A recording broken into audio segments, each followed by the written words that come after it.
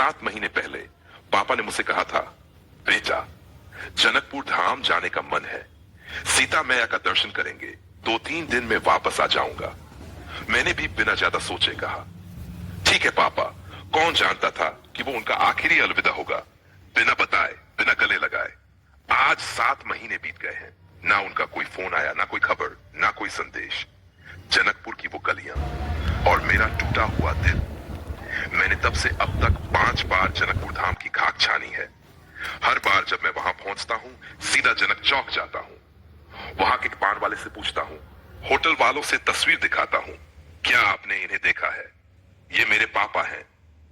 हर बार बस एक ही जवाब मिलता है, नहीं भाई, नहीं देखा। मैंने जनकपुर के हर मंदिर में सिर झुकाया, हाथ जोड़े, आंसू बहाए। हे सीता मैया, आपके शहर आया है एक बेटा जो अपने पिता को ढूंढ रहा है। अगर वो आपकी शरण में है तो एक बार दर्शन करवा दो। लेकिन जवाब में बस मंदिर की घंटियां बजती हैं और मेरी आंखों से आंसू गिरते हैं। रातें जो नींद से नहीं, बस बेचैनी से भरी हैं। जब से विकास, आज शायद लौट आएंगे तेरे पापा, लेकिन वो दरवाजा आज भी बंद है। उस पर अब सिर्फ उम्मीद की धूल जम गई है। मैं खुद रातों में सो नहीं पाता। हर रात अपने मोबाइल में पापा की तस्वीर देखता हूं, उनकी पुरानी आवाज की रिकॉर्डिंग सुनता हूं। बेटा ना, क्या पापा को याद नहीं आ रहा होगा हमारा घर, अवकारी चौक की वो गली, माँ की रोटियां, मेरी बातें? हर जनकपुर यात्रा एक टूटा सपना। हर बार जब मैं जनकपुर आता हूं, लगता है शायद इस बार मिल जाएंगे। मैंने आश्रम, धार्मिक स्थलों, सब जगह उन्हें ढूंढा।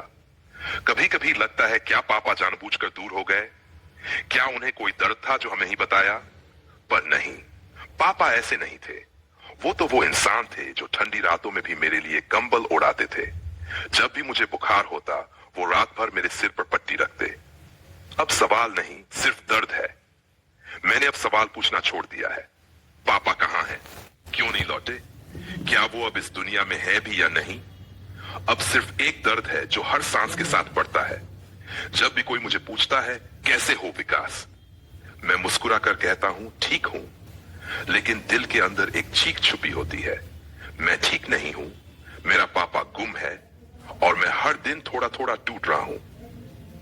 मेरी आखिरी उम्मीद, अगर कोई सुने तो, अगर कोई जनकपुर धाम में इस कहानी को सुने या पढ़े और जुगुल साहा को कभी देखा हो तो मुझे बताएं। वो शायद थके हुए हो, किसी मंदिर के बाहर बैठे हो, किसी आश्रम में सेवा कर रहे हो। उनकी उम्र करीब 80 साल है, रंग गोरा, आंखों में गहराई और चेहरे पर एक शांत मुस्कान। पापा, अगर आप ये कहीं से सुन रहे हो तो लौट आओ पापा। बेटा जो अब हर दिन जनकपुर की भीड़ में सिर्फ एक चेहरा ढूंढता है, अपने पापा का। पापा, बैरगनिया का वो पुराना आंगन आपकी राह तक रहा है। जनकपुर की गलियों में आपका बेटा हर सुबह शाम भटकता है। कभी तो लौट आइए बस एक बार। आपका बेटा विकास शाह, अवकारी चौक, बैरगनिया।